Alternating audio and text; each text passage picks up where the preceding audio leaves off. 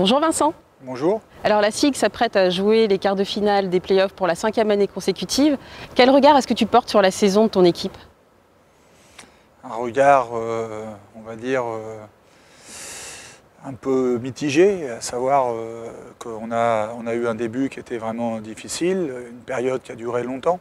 Voilà, même s'il y a eu un redressement amorcé à partir de novembre, malgré tout, jusqu'en février, on était une équipe relativement irrégulière, inconsistante. Je pense que depuis la Leaders Cup, on a vraiment franchi un palier, on a progressé. Bon, malheureusement, notre remontada s'est arrêtée avec la défaite contre Nanterre, parce que si on avait battu Nanterre, je pense qu'on aurait fini 3e et que ça aurait été forcément un peu plus favorable pour aborder ces playoffs comme tableau. Et comment est-ce que vous préparez les quarts de finale et comment est-ce que tu sens tes joueurs? Alors déjà, il y a deux choses, c'est bien comprendre que c'est une nouvelle saison qui commence. Donc on insiste beaucoup là-dessus. On a, depuis déjà plusieurs jours, avant même la fin de la saison régulière, on a commencé des entretiens individuels parce que ce qu'on va commencer lundi, en fait, c'est une nouvelle aventure et avec forcément un objectif différent d'une saison régulière. Et il faut vraiment qu'on établisse entre nous une sorte de pacte pour que cette aventure-là soit réussie. Et donc ça me paraît être l'essentiel. Après, ça reste du basket et c'est pas maintenant qu'on va progresser sur les aspects de basket. On prépare le premier match de la série. On ne pense même pas à l'issue de cette série. On pense à gagner le premier match, voilà, à se préparer pour le gagner.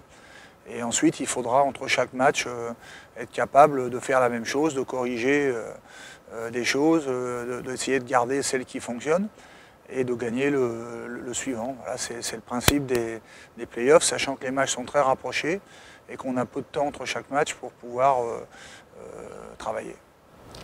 Comme la saison passée, vous allez affronter Pau. Oui. Quelle différence est-ce qu'il y a entre le quart de finale de la saison dernière et celui de cette année? L'an passé, on était deuxième, et encore deuxième parce qu'on avait un peu lâché avec la Coupe d'Europe en fin de saison, parce que lorsqu'on avait battu Monaco à Monaco, on était premier avec 2 matchs d'avance. Et on aurait très bien pu, donc ça veut dire qu'on était avec Monaco l'équipe la plus dominante de la saison régulière. Cette année, on s'est battu jusqu'au bout pour venir arracher cette 4e place. Donc on n'a pas du tout montré un visage dominant pendant la saison, et en tout cas pas plus que Pau. Donc il y a beaucoup plus d'équilibre entre les deux équipes. Voilà, autant l'an passé, même si on ne le disait pas, parce qu'il y a toujours, à juste titre, du respect pour l'adversaire, on était quand même très largement favoris. Autant cette année, c'est une confrontation très très resserrée, voilà, mais ce qui ne nous empêche pas d'avoir le même objectif que l'an passé, à savoir de vouloir gagner pour aller en demi-finale. Une chose n'a pas changé à Pau cette année, c'est le coach, Éric Bartesheki.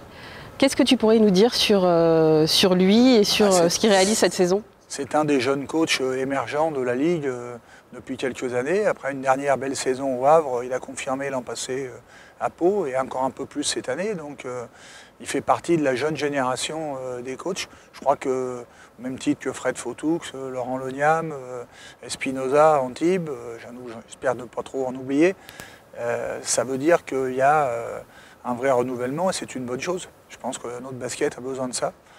C'est important d'avoir beaucoup de jeunes coachs comme ça qui montrent des belles choses et j'espère que ça va aider notre basket à progresser. Et quelles sont selon toi les forces et les faiblesses de Pau? Les forces, il y en a certaines qui sont évidentes. La plus évidente d'entre elles, c'est l'énorme classe de son meneur de jeu, probablement le meilleur des meneurs qu'on ait vus ces dernières années, en particulier dans le domaine de la passe, il est vraiment très au-dessus du lot. Moi, ça fait longtemps que je n'ai pas vu un joueur qui tire des passes comme ça, dans des angles impossibles. Donc ça, c'est quelque chose qu'il faut qu'on prenne en compte. Pau est l'équipe, la meilleure équipe du championnat sur pick and roll, et pas le joueur qui a le ballon en main, mais surtout la façon dont ils font profiter le porteur d'écran. Donc il faut que notre système défensif puisse gêner cette relation-là, parce que sinon on ne pourra pas s'en sortir. Voilà. Au même titre que beaucoup d'équipes, on souffrira sur cette relation-là, et il faut qu'on arrive à la limiter. Ça ne sera pas facile, parce que comme je le disais, Cooper est très très au-dessus du lot. Mais on va essayer en tout cas de le faire. Et on l'avait plutôt bien fait dans le match retour au Rhenus, où il avait perdu 8 balles, ce qui ne lui est jamais arrivé à une autre reprise dans la saison. Donc ça voulait dire qu'on l'avait malgré tout gêné ce jour-là. Tu parles souvent de l'importance du public. Qu'est-ce que tu attends de la Cigarmi pour ce premier match des playoffs? Elle est, autant les années précédentes, j'avais envie de mobiliser les gens parce que j'étais, je dois le dire humblement, pas sûr du soutien. Je ne parle même pas de l'année dernière, mais plutôt avant, lors des 2 premières finales par exemple. Mais depuis, on n'a plus la même salle, mais bien sûr qu'il faut, comme l'équipe, voilà, nous aussi, le message que j'ai avec mon équipe actuellement, c'est de dire, voilà, on a progressé depuis 3 mois, mais ce n'est pas suffisant. Il faut qu'on progresse d'autant si on veut espérer quelque chose. Voilà. Le niveau qu'on affiche actuellement ne nous permet pas de rêver. Alors on a envie de rêver, de vouloir croire qu'on puisse aller au bout. Et pour ça, il faut qu'on progresse. Bah, c'est la même chose pour la salle. Voilà. Ce qu'ils ont montré ces dernières semaines, c'est magnifique. C'est un vrai bonheur pour un coach et pour des joueurs de jouer dans cette ambiance-là, dans cette atmosphère. Mais on a aussi besoin de franchir un cap. Voilà. Mais je pense que ça va se faire naturellement. Voilà. Je n'ai pas de crainte par rapport à cet aspect-là. Merci beaucoup Vincent. Merci et puis bon match lundi. Merci.